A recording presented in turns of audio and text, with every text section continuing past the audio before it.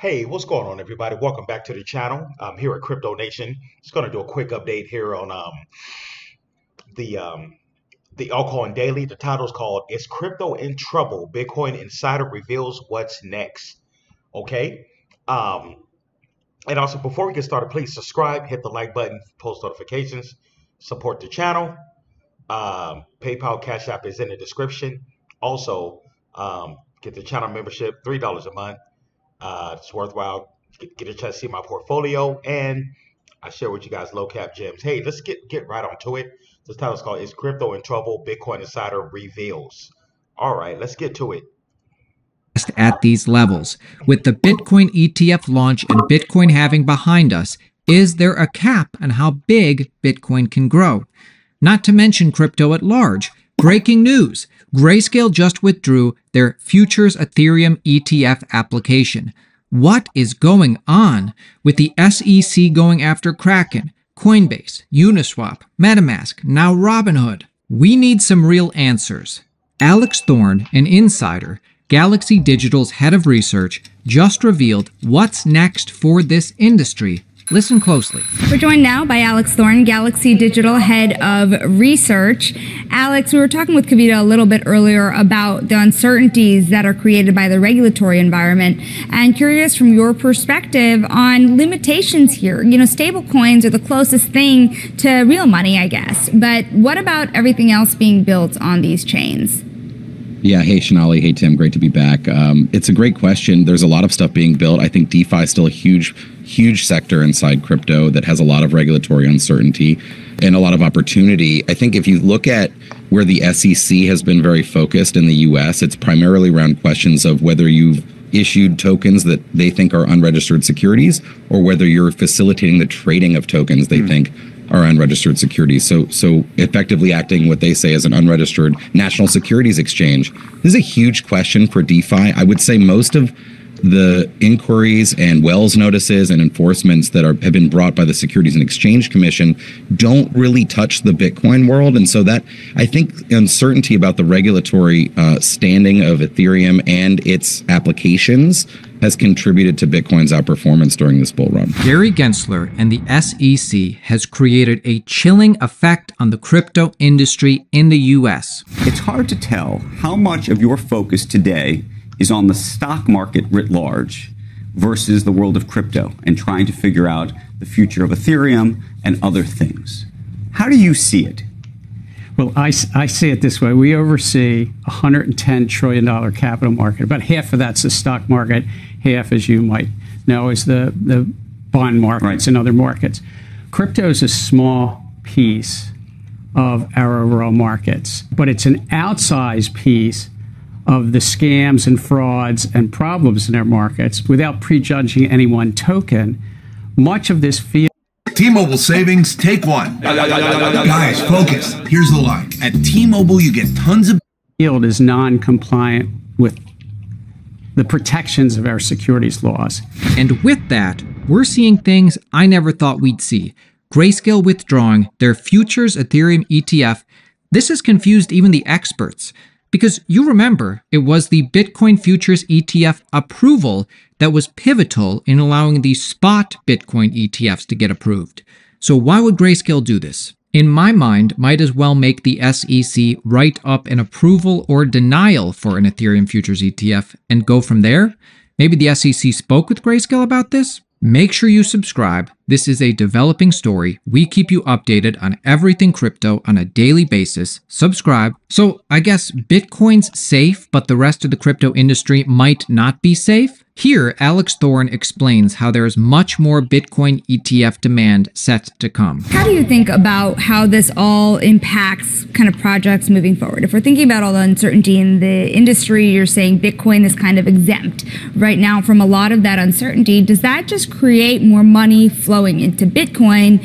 And what is the case for that? I mean, you've seen kind of Bitcoin level off here and really limit itself in terms of how much more interest can be drawn in the wake of the advent of the ETF and in the wake of the halving. What's the next catalyst? And is Bitcoin being suppressed at these levels kind of a cap on how big the industry could grow? Pointed question. I appreciate it very much. I think that we've had such an extreme rise. I mean, Bitcoin's up over 280% since January 23. It's up over 50. All right, guys. Here comes the FUD. It looked like they're just trying to FUD us again. They've been trying to FUD us for the past 2-3 years. But I'm not going to get FUDed out. This is how they try to trick retail out of their positions. 50% this year. It's reasonable for any asset that has risen that much to cool off a bit. Frankly, I mean, it's almost humorous because I was on the show over a year ago and we were talking when Bitcoin was about $22,000 about the prospects. Obviously, a lot can change for Bitcoin. From Catalyst standpoint, you have these advisor platforms and wealth management platforms that really haven't turned on selling Bitcoin ETFs on an unsolicited basis yet. When we predicted in October that there would be 13 or 14 billion in net inflows into these ETFs, that was solely relying on those wealth management platforms and advisors. And instead, we've seen about that much come in pretty much through brokerage trading platforms. So I think you'll see a lot more interest. Obviously, the macro situation is part of that. I think obviously with rates and if we see some easing on the monetary side, risk assets in general will benefit. I think broadly to the first part of your question, I think, when you think of what Bitcoin developers in the ecosystem are working on now, it's getting much more interesting on layer 2s, on DeFi.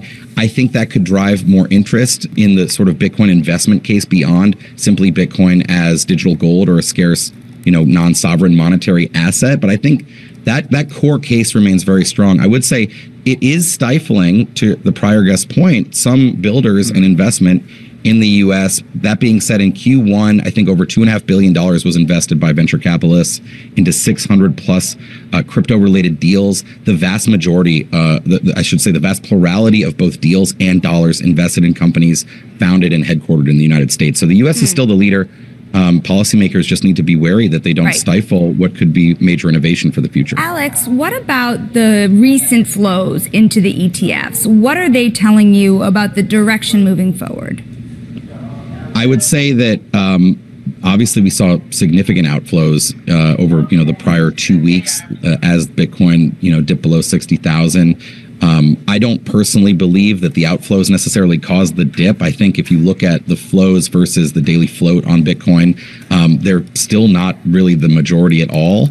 I think you saw some folks take gains perhaps, and that accounts for some of the outflows, but something like 90+% of the capital that came into those ETFs between February and April did not exit last week. So I happen to think that the ETF buyers, particularly later when they're comprised primarily of advisors and wealth managers, will be, sort of stronger hands than short-term traders. Right. And I think the Forex.com, the #1 Forex broker in the U.S., part of StoneX, a Fortune 100. The outflows showed that. Bitcoin has clear skies for now. Crypto is being suppressed, in my opinion, but will come back stronger than ever. You cannot keep decentralized permissionless protocols that are open to anybody to use down. Now, the way I see it, this year, things are still looking pretty good going into November. This year, 2024, going into the US elections, I'm bullish. And Bitcoin's going to lead us. But the big question on my mind is 2025. To be bullish on Bitcoin and crypto in 2025, does it rely on who is elected US president? Who would be a better president for crypto? What do the experts think? Hey, Alex, the regulatory regime could change in early November with the election. I'm wondering from your perspective, as Galaxy Digital head of research, which presidential candidate out there right now is best for the crypto community? I think in general, any kind of change in posture at the major market regulators would be beneficial, whether that comes due to retirement or a new administration coming into office. I think it sort of remains to be seen. I think even in the case that the current administration stays, we're likely to see some changes that are beneficial. You've got bipartisan support in Congress for changes in the way regulators have approached this industry. But there's no doubt that Republican allies in the House and in the Senate are more favorable to digital assets. So essentially you're saying anyone who's there, apart from who's there right now, would be an improvement? I mean, look, is that what I'm hearing? I think it could improve in any case, but Okay. the prior Republican administration. Yeah, I said we definitely need to get the right president in there that's going to support crypto. If not, we're doomed, man. We got to get the right president in there. Well, obviously Biden, he's not for crypto. He's against it. He wants to tax us like 35 to 40% on our crypto. That's just insane, man. That's just insane.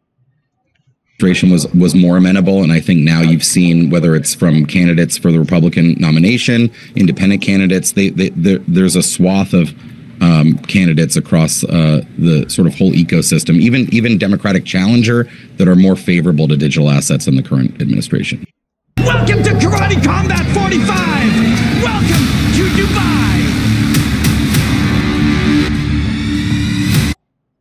All right, everybody. Yeah, but that concludes the episode of the Altcoin Daily. Hey, don't forget to subscribe and hit the like button for post notifications. And tell me what you think. I will see you guys in the next one. Take it easy.